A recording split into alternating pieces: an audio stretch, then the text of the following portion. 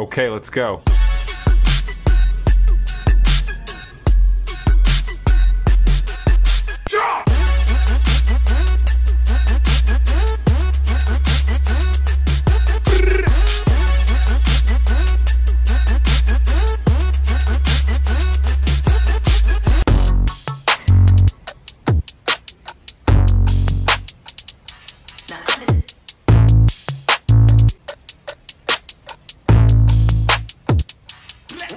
Ang tawag sa warm-up na to ay scapula pulse. Isa siya sa pinakamagandang warm-ups para sa akin.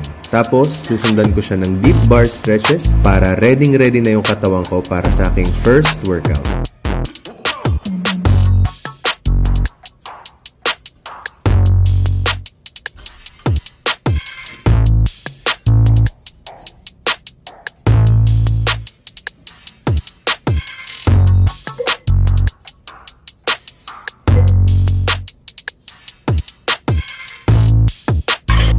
So, etong mga next workout, puro bodybuilding accessory works na lang sila for finishers.